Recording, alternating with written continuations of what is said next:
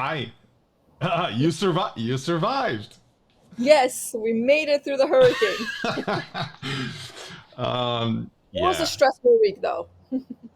it was a stressful week. We're gonna talk about numbers in a second. But I gotta tell. So I'm not gonna blame it on stress, but it was just a messy week. So I don't think it was just stress alone. We obviously had the hurricane. We're talking about hurricane here in Florida. We'll show you the picture here, but we are doing fine where we are. We were not as impacted as some of the regions of Florida, obviously. And the thing with the hurricanes in Florida, we've been here for 4 years, fifth year For now, 4 years. Yeah, Um, they're sort of, it's a hit or miss. It's a 50-50. It's not the sort of conventional way people think about it, like as the tornadoes. Hurricanes are mostly about just a lot of water and super strong winds. This one was a pretty serious deal. Um, Everybody's fine. We just had a lot of water. Didn't get, we're not flooded or anything. So, but before I show you the pictures, we owe you an introduction. For those of you that stumbled upon the content for the first time, Marcin and Joanna, and we're here basically, we're simply documenting our journey to 100 pounds collectively. As you will see in a second, that story is we're sometimes successful, sometimes not.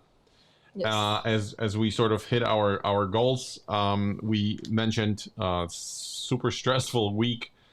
I know I went up. Did you go up a little bit? Yes, I did. Yeah. So that's what we're doing. We're documenting our journey, sharing anything that we sort of have learned over the last couple of years, and we're just sharing the results. And that's why we're here. Um, Today, I think it's a little bit of a celebration. Even our dog decided to join us. Hi. It's episode number 10, and today we decided to sort of tackle frequently asked questions, right? Because we get random questions from different folks, different people, including family, friends, and people that you tend to work with. And we're just gonna do a sort of a machine gun style of like going back and forth. I know I have a couple of frequently asked questions on my end. I know you have few. So how about we just switch back and forth and just do it Sounds that good. way? Would that cool? Would that be Yeah, cool? yeah, that sounds good. Okay. So before we do that, quick look at the. We mentioned a hurricane. So this is what happened for this past week. When did we get hit? Was it Thursday? Wednesday? It started. Yeah, I think it started Wednesday. We started feeling the weather, Yeah, and then yeah, and the weather then was Wednesday onto Thursday. yeah. So Of we course, are where the blue dot was. The hurricane, the path shifted a little bit, so we were not we at the beginning. We were sort of in the center, and then we were on the. You can see the more north, but still category. I think when it was here, it was like a category 2. So one of the biggest ones they said in the last 100 years. So it was an experience on its own. Um, like I said, nothing happens. We were not affected, but it was still not pleasant to get one of those notifications on my phone every 5 minutes. I know it kind of freaked out kids, and when they tell you to like, um, the warning is issued and something is here about protecting life urgently, complete efforts to protect life and property. It kind of freaks you out, but we're good. So that was really the highlight of this week. Now, as far as numbers, let's look at your numbers. 189.6. What's going on? 189.6. So I went up point 0.8 pounds. Okay. Um, and it's all due to me eating. No excuses. I don't normally eat rice cakes. And Yeah. I went into them like there's no tomorrow for the past two days, I think. Yeah. it was like my snack, which normally my snacks are veggies and hummus. I love hummus and veggies, and either banana with peanut butter or an apple with peanut butter. I went for those rice cakes, Yeah. and I know myself, any sugar, any fake sugar, always I put on weight. It really affects me.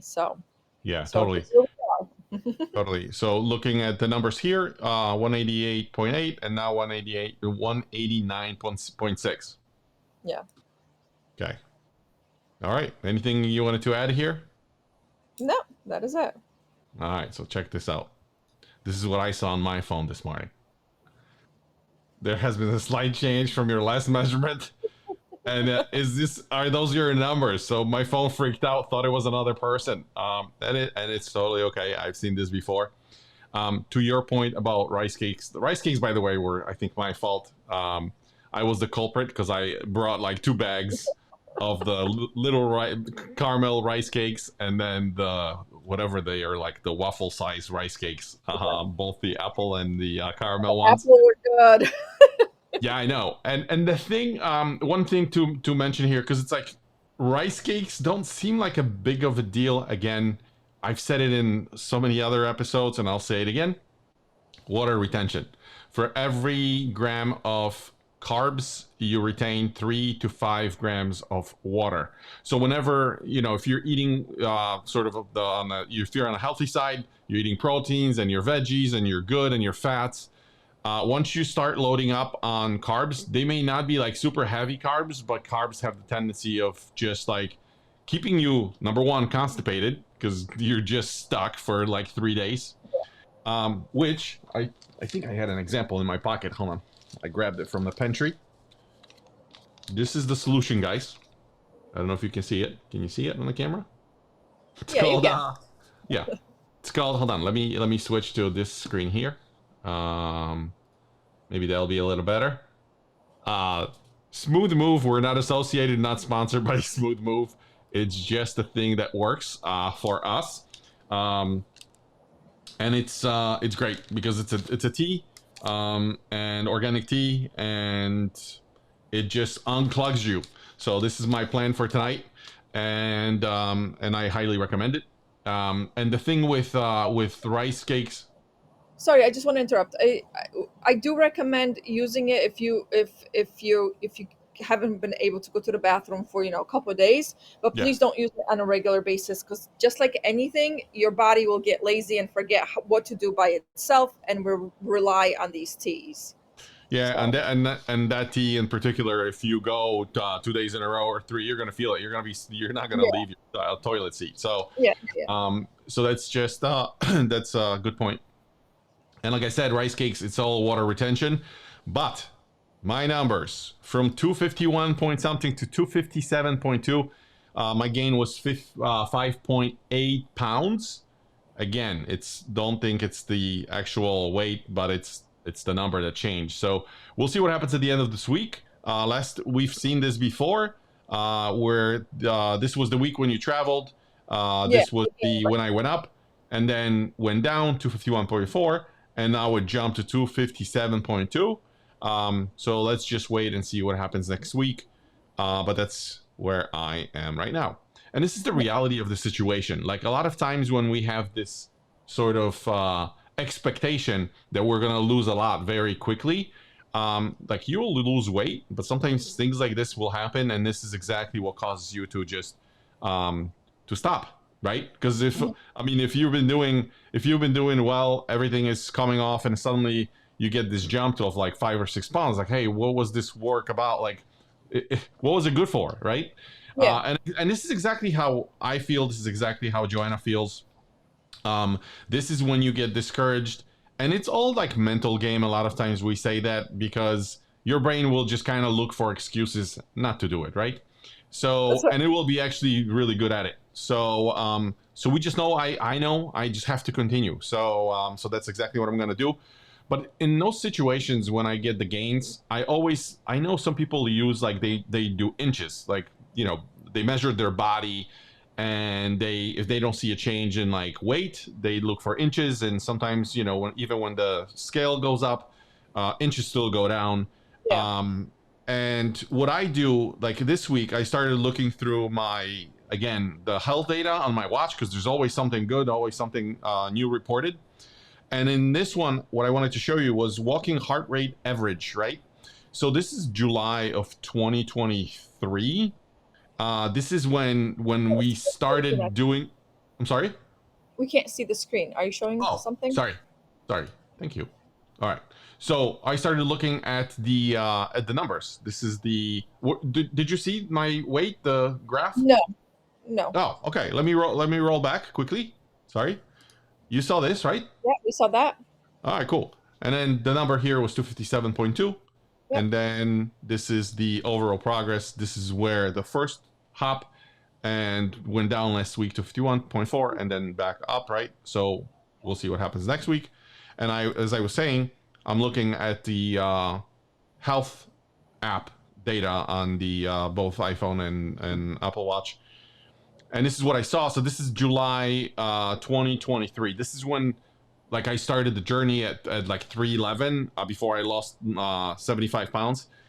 And this was 113 beats per minute, right?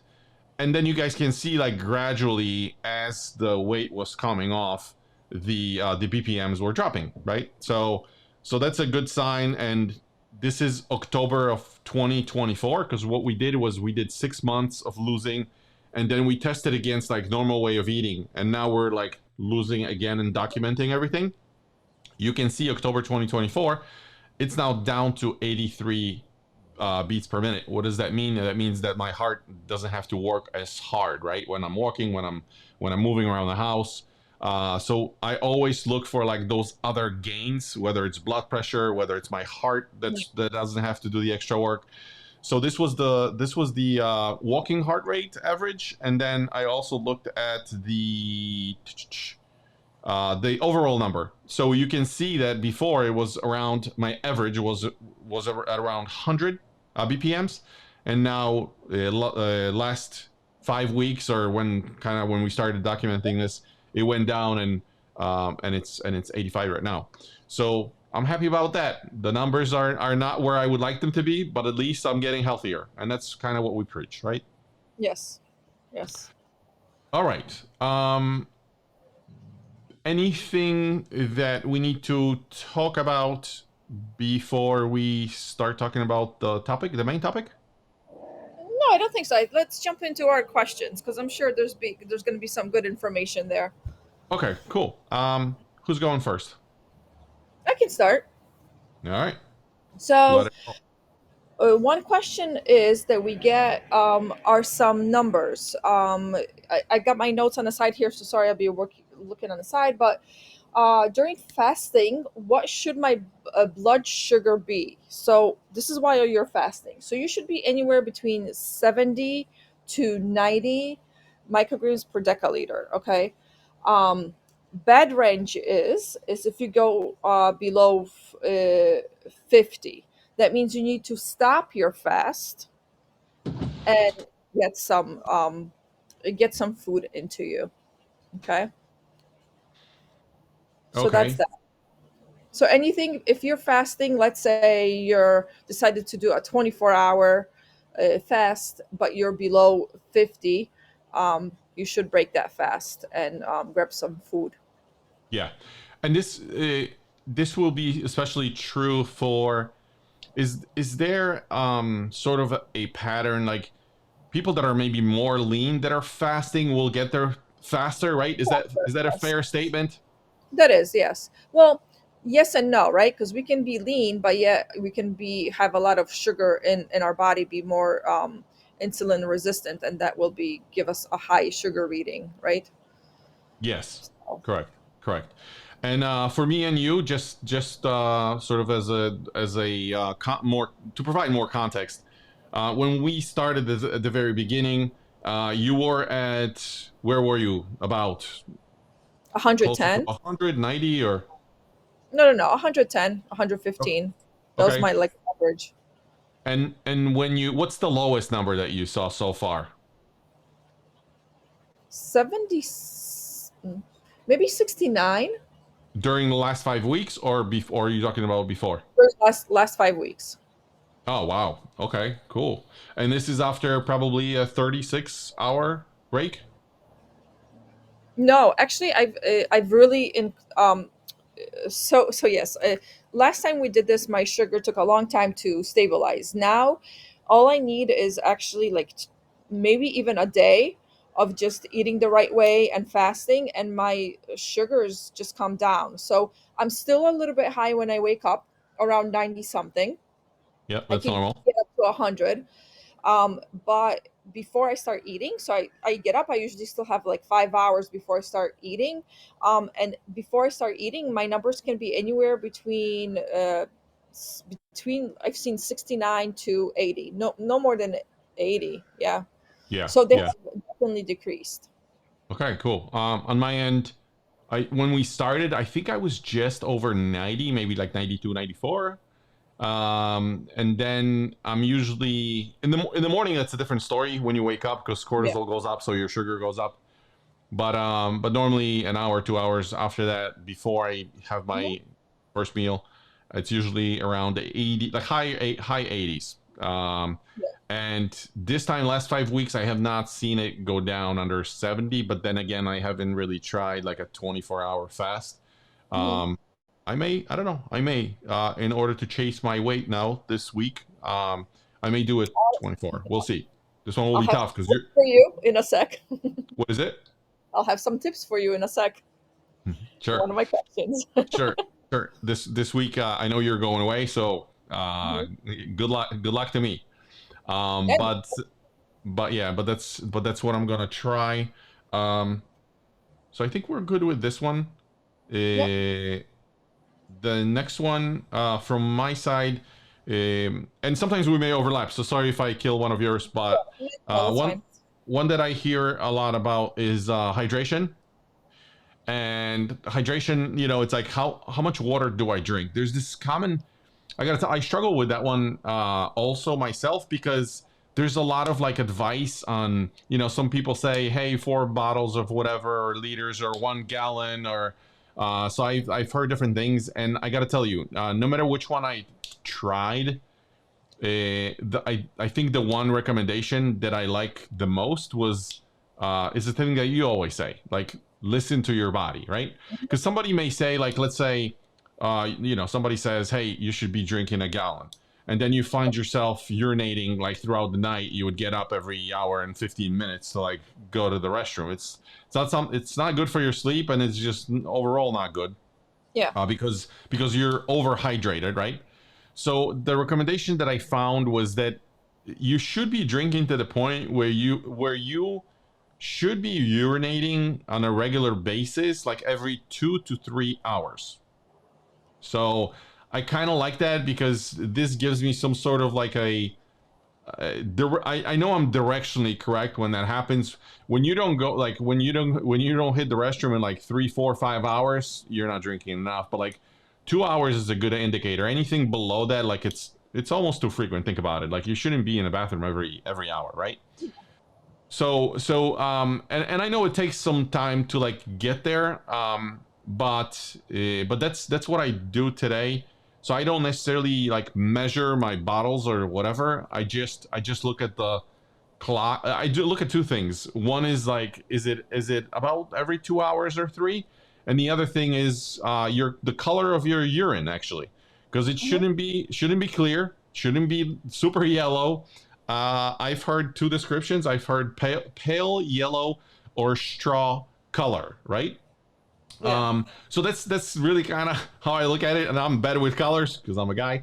But that's I try to judge, I try to do my best, and I figured, like, if it's just water coming out of me, then I'm overhydrated. If it's too yellowish, I'm not drinking enough. So I think it's the two things that can help you: hours and the color.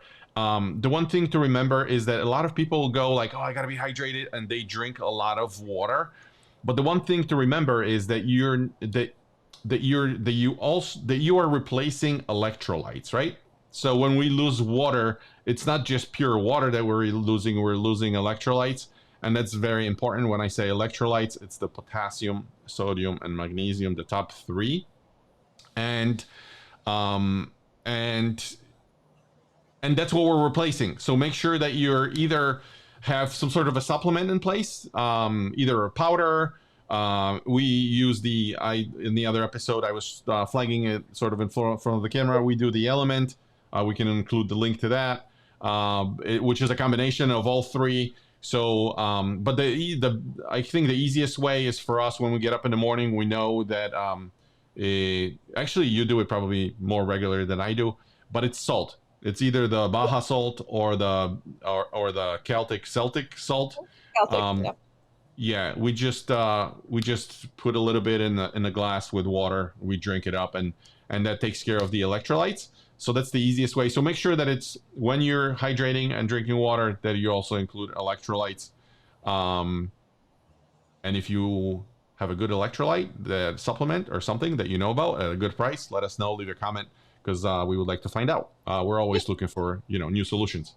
So that was my number one. Back to you.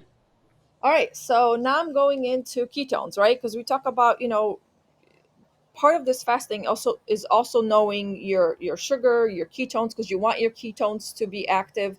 That's when you're actually burning the fat that you have stored for a while. So during fasting, your ketones are a good range of 0.5 to 8. That you are in nutritional ketosis. So naturally things are being burned off.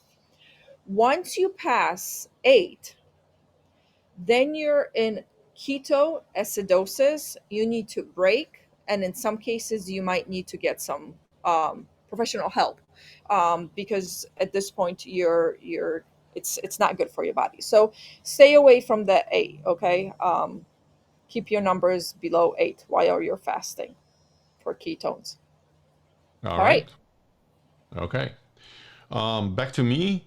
I had a question at one point. Somebody said, "What if I overeat on eating days?" So this is I think let's take it apart. So what do we do? Obviously, to lose weight, we have to create a caloric deficit, right? So we have to if our number, which we have calculated in episode, I want to say 4, when we talked about body fat mass and lean mass, you guys can check that out. We have our number of calories per day, right? So I'm just gonna make up a number and I'll say 2,500 calories. So in order to maintain your weight, you have to be at that level, 2,500 calories. In order to lose weight, you have to obviously go lower. A good number to pick is like 500 calories less every day, because 500 calories every day for 5 days, it's 2,500 calories. So at that point you're losing about a pound a week. So we create this caloric deficit, and if you overeat, so your goal becomes from your 25, you go down to 2,000. And then what if you overeat? Well, nothing really happens. What's going to happen is if you're going to go over to that 20, to the 2,500 level, you're going to basically slow down your loss. So you still will lose, just not as much. You will stop because you're basically going to be in your maintenance mode, right? And if you overeat, well, you will reverse it. You may gain some weight, but there's so many things in motion. If that week, if it's a busy week and you're running around, if it's a stressful week and cortisol, like it really depends on where you are. Just I would say my advice is when you're overeating, just overeat on the right foods, right? Sometimes we're hungrier. Just make sure you don't reach for the bad snacks and bad foods. um, I always say this thing where consistently good is better than occasionally great. So don't sweat, don't freak out. If you overeat, that's fine. I mean, you just saw me gaining 5 point something. Let's see what it is next week. 2 3 weeks ago, I've gained 4 point something. Again, water retention. I did not touch anything like sweet, or I didn't suddenly start eating cakes, or although ice cream in the fridge was really tempting, but it was just overeating on the good foods. and because it's more carbs than I'm used to, water retention happens, and then you jump. So that was it. Back to you. Right. So going back to what you just said, Hmm. here's a little bit relating. The next two questions will be a little bit uh, related to this what we did this week. So, um, will stress affect my blood sugar? I'm sorry, my blood sugar and my weight loss. Yes, it will. Like it or not, it will. It puts you into this stress puts you into this fight and flight mode, which increases your cortisol, and your cortisol then once your cortisol is high, it will decrease your burning rate. Because again, remember, we are in a panic mode. Our body is okay. Let's not waste any energy because we might need to use a lot of energy in order to go and run away from something scary. It's a very old basic mechanism that we have in our body. Mechanism. Mechanism. Thank you. That we have in our body that is there to protect us, but at the same time affects our weight. So yeah, so decrease your stress as much as possible because it will affect your weight. Okay. Okay. My turn. From my side, clean versus dirty fasting. This one I think is a big one because a lot of people, like a lot of people, hear about intermittent fasting. I kind of was making the same mistake. We hear about fasting. We hear about like, oh, don't break your fast, don't break your fast, and you sort of program yourself into this like being super sensitive to like, oh my, I can't break it, can't break it. Like you kind of freak out, and then instead, and your goal almost changes. What do I mean by that? So we are here to lose weight slowly over time. We are not here to teach anybody or share with anybody how to do clean fasts. It's two different things, right? So what is it that we're optimizing for? We just want to lose weight. It doesn't matter if it's clean or dirty, right? We're not here to perfect clean fasting. That's a different group. So don't get sort of fixated, and don't add more suffering to it. There's no extra bonus points for adding extra suffering, right, to what we're doing. Like it's already kind of sucks, right? So don't freak out when we're talking about, like, we're doing dirty fasts, which we try to be as clean as possible. But we don't, a lot of times I'm like, I hear comments when I talk to somebody about intermittent fasting. They're, well, that's not really the way to do it. It's not super clean. It's like, who cares? I'm losing weight. So as long as that happens, you think about it. You're already, if you suddenly started like doing this intermittent fasting, whether by yourself or with us, you're already doing a tremendous favor to your body because you just went from junk to like eating sort of properly. So you're fueling your body the right way, and don't introduce extra stress. If there's things that you can use, which I will probably talk in my next FAQs, because that's another question that I get. Just use whatever tools that you have in your arsenal to make sure that you're successful, and don't sort of worry about the clean fasts. Obviously, push as far as you can, but like I said, make sure that you stay on, and that you don't sort of lose the momentum. Yeah. All right. All right, next one. So, how can I decrease my cravings for sweets, candy, chocolate, ice cream, and so forth? So, where do cravings come from? Um, by Unfortunately, the honest truth is, if you eat less sugar, you will crave less sugar. Because what happens, like with me and Marcin eating these rice cakes, um, our sugar spiked up, it went all the way down, it crashed below our regular level, and that created more cravings for these sweet things. So if you don't start it, you will not have the craving.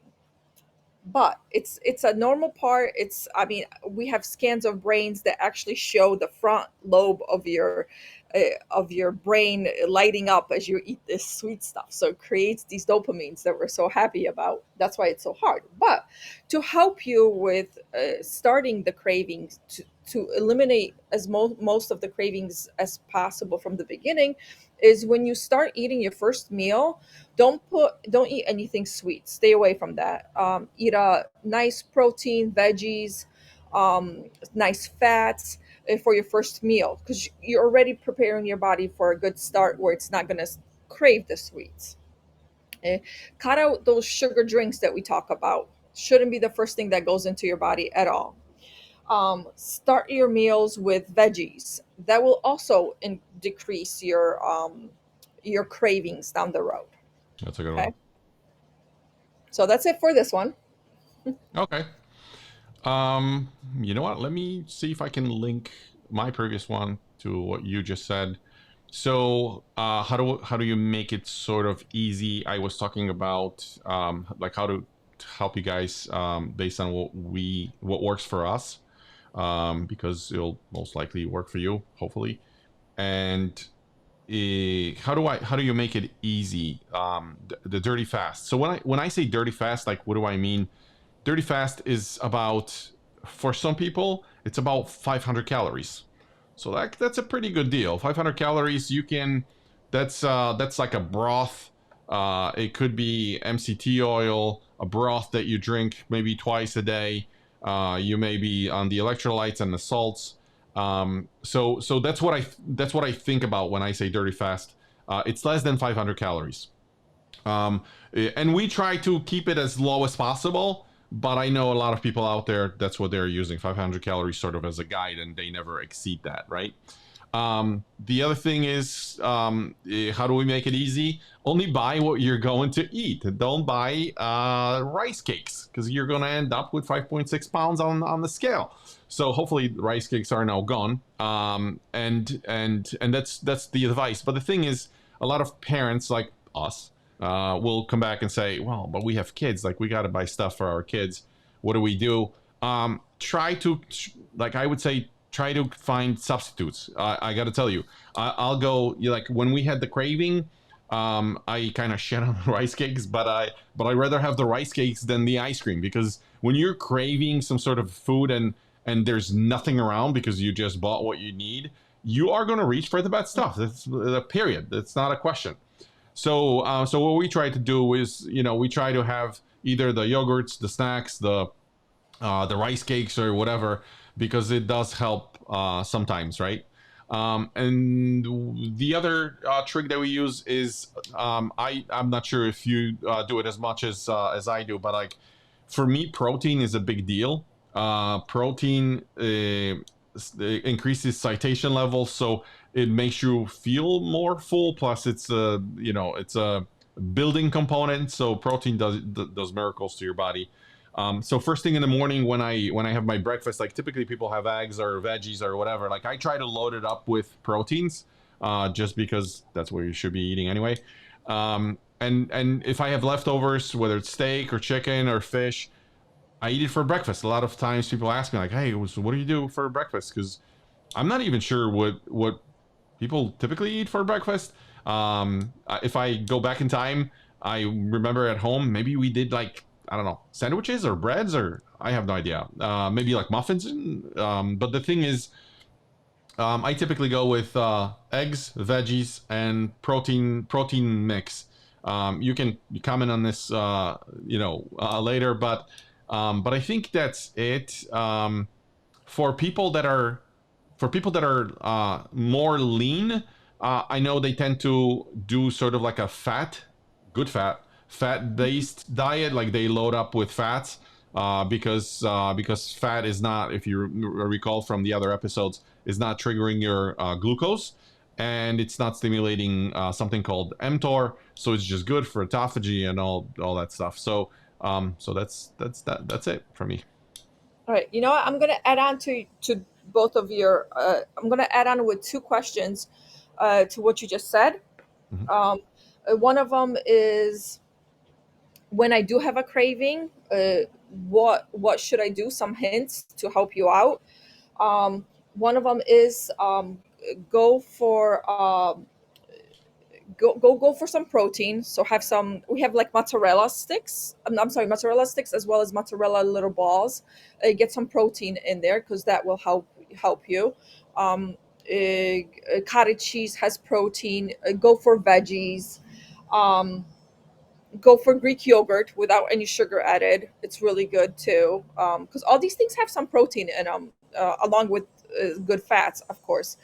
Um, have a tablespoon. Not everybody will like this. Have a tablespoon of vinegar in a glass of water. It actually your hunger.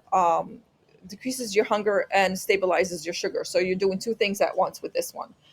Um, One thing is actually eat what you really, really want. Because believe it or not, if you really want that, let's say Reese's peanut butter chocolate, and you eat so many things, so you don't eat that one chocolate, you've just added so many other bad things where that one chocolate would have harmed you much less than the whole bag of rice cakes that we ate, if that makes sense. So if you really nothing's working, just go have that one thing, but that one thing only, of course.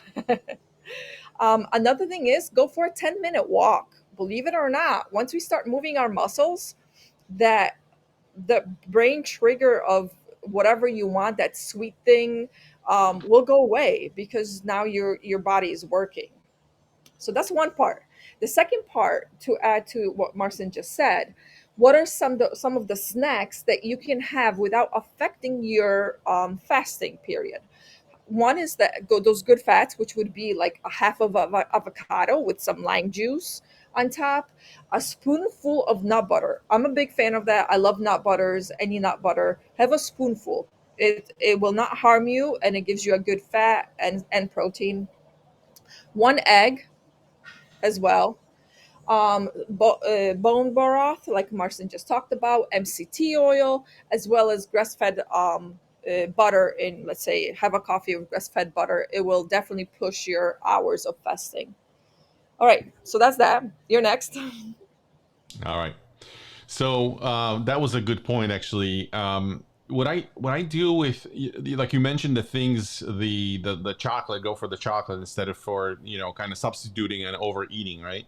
What I sometimes tend to do is like, and I've heard that from somebody, which worked for me, was basically during the week I try, like during the week for me, for whatever reason, is just when we have the routine in place. Monday through Friday seems easier than weekends, right? Um, and then when kids are around, there's always food, there's always snacks, right? So during the week when I get a craving, my cravings are usually not like super high, but if I really want something that's really bad, I would almost like keep a mental list, or you can put it on a piece of paper. I know a person that actually writes it down. They, during the week, Monday through Friday, they'll just write down the different cravings, because the thing is, by the time you get to like Saturday, you usually don't crave all of them. You crave like maybe top two or top one. So I agree with what you said, that you should be, just going for that one, whether it's a snack, and if it's a snack, eat it after your meal, right? Like you always tell me to do that. It's your sugar So after your meals. Yeah. right, so combine the snack with the meal, eat it at the end. That's the best way to do it. If you have to just go for whatever the craving is, or top of your list, just grab that. And that's just what's working for us. So that's to add to what you said. Next one on my list was, so we talk about fasts a lot, but well, we had an episode on food too. But the question that I hear also a lot is kind of what to eat between fasts, because a lot of times we say, "Oh, just eat as much as you need to," right, during the eating window, and people say like, "Well, so what is it I can eat? Can I eat everything?" And I always say, to some extent. So to answer the question, calorie wise, can I have a donut? Well, technically you can. You're gonna if it fits within your 2,000 calories, can you have the donut? The plain answer, simple answer is yes. Um, can you have a box of donuts? No. Can you have two large pizzas? No.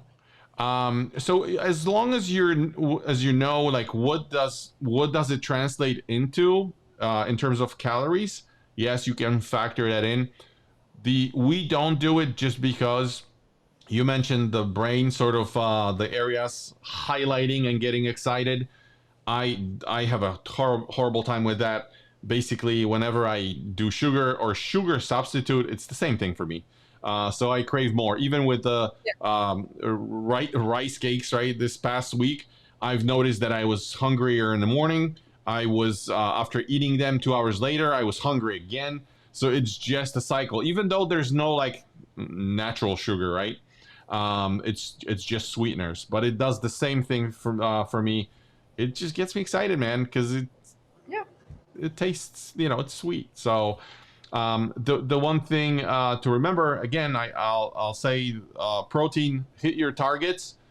If you can load up on protein, it will help you because you're gonna feel more full. Plus, protein burns longer than any other type of food. So that's important. The equation, the formula is 1 gram per pound of body mass. What does that mean? If I am 260 pounds, then I should have 260 grams, which is over 2 pounds of meat. Like nobody's gonna do it, but that's sort of the optimal thing.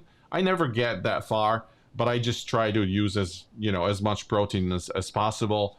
Even yesterday, we were prepping a meal. You asked me about, I was eating protein and veggies, and you asked me about, what was it, lentils? Lentils. Yeah. And I'm trying to, like, whenever I can, I try to skip if I don't feel like I need to, Mhm. fill myself up. Then I just kind of say, hey, no, next time, next meal or whatever. So I was just sticking to proteins and veggies. And also one thing to remember: 1 gram of, I said it earlier, 1 gram of carbs or sugars Mhm. attract 3 to 5 grams of water. Just remember about that, because when you're gonna eat, you're gonna hold the water longer. Um, that was it. But I Back to do you. want to mention it because I don't want everybody to freak out about carbs. There are bad carbs and there are good Yep. carbs. Yep. All your natural carbs, like Marcin was talking about lentils, they're not bad for you. Yep. If you're not going to be eating nothing but lentils, yeah, of course. But lentils are not good for you. Any bean is not. I'm sorry, is good for you. Any bean is good for you for your microbiome as well as just a good natural carb. So okay, what to do if I am stuck and I'm not losing weight? Um, First thing is make sure you're drinking enough of water. It's important to drink enough of water. And Marcin just talked about it a little bit earlier. Next, change up your hours. Sometimes our body gets lazy and it knows that I'm going to eat at 11, stop eating at 6, and that is it. But once you change that up a little bit on your body, it will freak out. It will be like, oh, shoot, what's going on, right? So sometimes you do have to change that up. You could push your eating one by changing it up. I mean, push your eating window into eating one day, not eating 18 hours and eating 6 hours, and then next day, let's say eat for 8 hours and not eat for your what is it going to be 12? No, my math is off. 16 hours, right? In that sense, change it up a little bit. Keep your body guessing. You may be one of those people that does not do good with a constant same thing. Others thrive, some don't. Um, do a 24-hour fast for your gut to kind of reset. Give it a break. Let it kind of get rid of everything that it has inside and then eat again. So 24 hours. And then again, as always, as we talked about in I believe, our last episode, do a 36-hour fat burning fast. That basically will push your weight. I love this one. I told you guys when I'm stuck, 36 hours will push you on to lose weight. Okay. All right. I'm Cool. That was a good one. Before we go to the next one, guys, quick reminder: if you are watching this on YouTube, or if you're listening on the either Spotify or Apple Podcasts, or I know we are on the Audible, where podcasts are super popular. There's always two or three episodes ahead in the group. So when you're listening or seeing us on YouTube, if you want to get the latest, the greatest information, or if you want to reach out to us, if you have questions or comments, there is a Facebook group. You see the QR code here on the screen. Join us. We'll be super happy to have you. Just a quick reminder. With that, I have the next one, and the next one is about. So I mentioned the dirty fast and the 500 calories, and what I hear sometimes is about like what is breaking the fast. Sometimes when we're fasting, we're looking for a little uplifts of some calories, but like we're concerned about like what's going to break it or not. And there's actually a couple things. Like I said, for those of you guys that are trying to be like super tuned in, you're probably just gonna stick to water. I cannot ever do it. Like Joanna's so much better at doing this. I sometimes need to sneak things in, and the obviously you can have water. I already mentioned the electrolytes. They work for me. Whether it's potassium powder or the I already mentioned element, salt like the Baja salt or the Celtic salt. I also do broths. They what's the one that we tend to use always? The kettle one with the cow with different flavors. That's the one we go for. It's not affecting me as much. Also, I don't do diet sodas. I know they're a big deal for some people. Again, if diet soda is keeping you on track and you have to have it over time, try to gradually get rid of it if you can. If you cannot, stay on it if it's not affecting you as much. Also, I know some people like to snack on like sugar-free gum. I'm not necessarily a fan, but I know it works for some people. And then MCT oil, like we mentioned, we're adding it to our coffee in the morning. That's about 100 calories in the morning and takes the edge off. Sometimes I do it in the afternoon, like when I'm super tired, I just add some MCT, and it just takes that hunger, that edge off. I've noticed. Also, and at the same time, but it's not affecting the glucose. And apple cider vinegar, you said that some people, it's a love-hate Yeah. relationship. Some people hate it, but that's what we do. We do it before meals, and it's a little bit flavor there, and that's it. Do Egg. you have another One one? egg. Yeah, one egg will not throw you off, and a half an avocado will not throw you off. Oh wow, I haven't tried that. Okay, good to know. Yeah, yeah, we haven't. We both haven't. But yeah, that's some. I did a little bit more research, and yeah, so one egg and a half avocado. Okay. Not Do you have both, another only one. one? Do you have another one? Yes, I do. So here's a funny one. Why does my stomach rumble when I'm hungry? Right? Some of us, it's a trigger. It does what it's supposed to. When your stomach rumbles like that, all of a sudden, what comes first to your mind? I am hungry. I need to eat. That is the sign of your body kind of waking you up and telling you, okay, let's go and eat. That's all it is. It's just a sign. You're not dying. You will make it. Go for a 10-minute walk. You'll be fine. That feeling will pass. Your stomach will stop rumbling, and you keep going. That's a good one, and it's just absolutely insane how effective this stuff is, right? So like when your ghrelin goes up and you feel hungry, or your stomach, like it does actually feel like you're kind of dying. I'll be honest. Yes. But I'm with you. I understand You. what you're saying. Um, my next one, I'm getting closer to the end of my list, but my next one is best day of the week to start my diet. I know you hate that word, but like even when you talk about like athletes and people that eat healthy, it's like diet is. I think it has a dual meaning. We should probably look it up in the dictionary. But one is like the whole deficit idea, but like diet is like you can be on vegetarian diet, right? That doesn't actually mean that you're any sort of deficit. It's just the type of foods that you're consuming on a consistent basis. I think that's the first definition in the library, in the dictionary. So the thing is, what's the best day to start your diet? The You're not gonna like the answer, but the answer is it's today. So everyone, why do we get into this business of, I'll start my diet on Monday, right? It's super popular, or even better, I'll do mine on January 1st, right? And this is now behavioral science and psychology of how humans behave. It's just procrastination and fear, like those two things. Because what procrastination buys you, it gets rid of that fear of like either failing, or just not, or just being overwhelmed. And it's almost giving you this little promise that you're kind of doing this on Monday, like gives you an okay to like, don't worry about it, like Monday. So it almost feels like, well, we got a plan, like you're executing a plan of Monday by not doing anything today. And I know it kind of sucks, but this is the reality of the situation.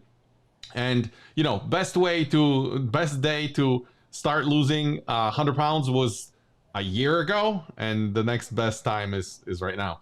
So, and I totally get it, guys. I'm super heavy on my Mondays. Like although I think I moved away from it. I didn't say Monday, but like with me, almost feels like I have they say guys have a period, sort of like a cycle, like women. And I have to be on a good streak of, just like 2-3 days to get going. Like on a shitty day, it's really hard to like think about diet. I totally get it. When the cortisol is kicking in and you're stressed out, like diet is the last thing you want to think about. But the sooner you can start, the better it is. Don't be. A lot of people, I was guilty of that, are perfectionists. Like we think we have to have the equipment and some sort of special gym equipment, and it's like you don't. You can just kind of be clumsy about it.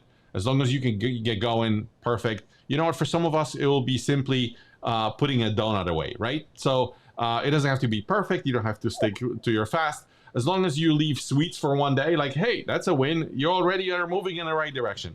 So I think it's a big one to remember. Yeah.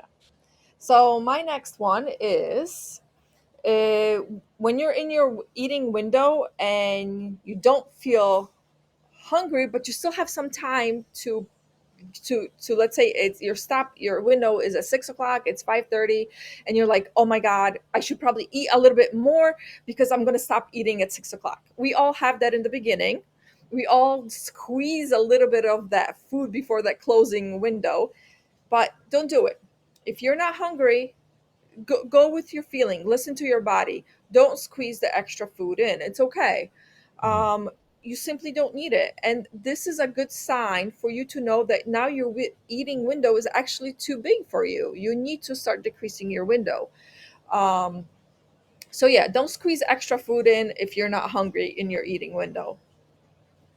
Yeah, we and don't be too brave, right? At the same time. So what I mean by Yeah. that is, it's like because a lot of times, especially in the beginning, we have a lot of motivation, we get cocky, and then we are like, yeah, no, I'm gonna squeeze it, and then we go nuts. And I think I said it in episode 2 or 3. Basically, uh, try to like increase your non-eating window, right? But don't get too confident at the very beginning. Take it easy. If you're seeing that if you're in your window, whatever it is, even if it's like 14 and 10 or whatever, um, just go through 1 week and look back and just retrospectively judge. So if for 7 days you were totally fine, you're like, hey, I was not hungry, I can definitely push it, then do it. But if you get like one good day in a week and you're like, just gonna cram it, I'm gonna do 20 hours of not eating and 4 of eating, you're gonna starve the next day, and the whole thing go down the gutter. So just be Yeah. careful with that when you're changing those windows. Give yourself like I always I like I don't I'm not a fan of opinions. I always like to look at data, and that's the best evidence, right? You look back at the week, like, hey, no, data shows that I was feeling fine. I can then decrease instead of feeling good one day and then ruining the next 5 days or whatever. So that's that. My last one, I don't know how many more you have, but my last one was, and this is a, One more. you have four more. One more. You know more. What can I do about it? Hey, so my bonus one was, I think I may have another one, but okay, was basically breaks from fasting, and this is like this week. I'm not gonna say, oh, I did a maintenance phase or whatever, but the thing is, don't be okay with taking breaks from fasting. So if you went for, let's say, 6 weeks or 8 weeks, and you want to switch to like maintenance mode, nobody tells you have to be on caloric deficit for 12 months straight. Even if you gain, like, I wish my numbers were going down consistently and from week to week, but it's okay if it goes up, even if it's water retention, even if it's an actual weight. Let me tell you, I don't make a big deal out of it. I just know that this thing works over 6 month, 8, 10, 12 month period. So do I freak out? No, I don't feel bad about it. I just, if my body needed those rice cakes, who cares? Like, we did it, done deal. Rice cakes are now gone back to just eating the way we typically eat. And that is it. So holidays are coming up. We are in October, November, and December are holiday time frames. Don't just be careful with those, right? Because a lot of times this goes well with like this. I'm gonna start on Monday or January, but you know what happens next? You're gonna overeat because it's the last week before I'm gonna go on a diet, and that's given that you're actually gonna go on a diet. Because if not, you just gain 15 pounds in preparation for your diet, and you never did nothing about it. So this is when we kind of spike up. So that's that. All right, back to you. So this one goes a little bit with what you just talked about. How do I know when it's time to increase my fasting time, right? And this again goes into, like Marcin says, if you over a week you look back what you did that week and it seemed like you didn't have to eat, you're naturally were eating less and less, less amount of time was your eating window. So move it then. Just listen to your body. Don't decide to one day just be like, oh, I'm starting with 20 hours not eating. um, Start small and work your way up. So that's it. All right. Now the question is this: who should not be fasting? I've heard that before. And first group of people is when you go to your doctor and the doctor tells you you should not be fasting. Guess what? You should not be fasting. Listen to your doctor. That's the first place to start. Also, it's not recommended for pregnant women.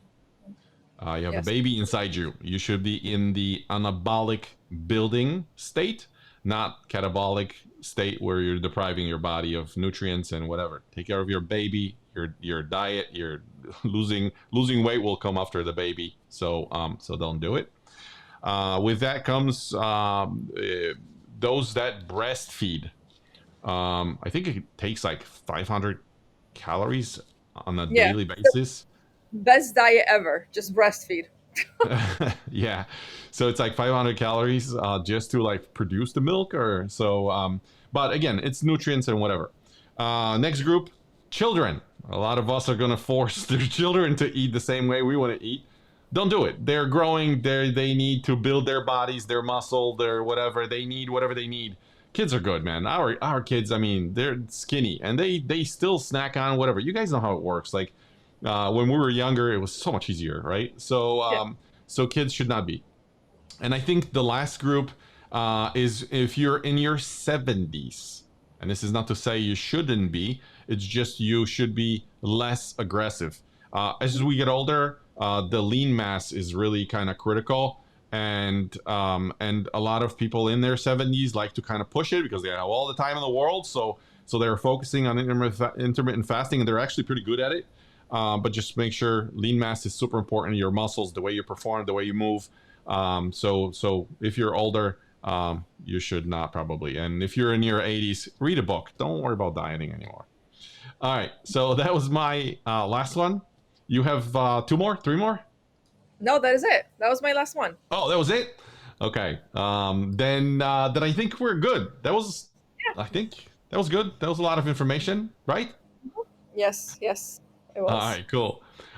So with that, I think we can conclude. Quick reminder, guys: if even if you're watching this on Facebook inside the group, we're gonna post the link to our YouTube channel. It would mean the world to us if you could support us. So if you don't mind, hit the link, go onto the YouTube channel, and either like or subscribe or both, because we would be super grateful. I hope everybody has a great week. Anything else from you? Yes, as always, if you join our group and you're interested in starting this fast, let me know. Send me a message on Messenger, and I will send you a quick 3-step guide how to start this process. Sweet. All right, guys. Have a great weekend, everybody. Thanks. Bye. Bye.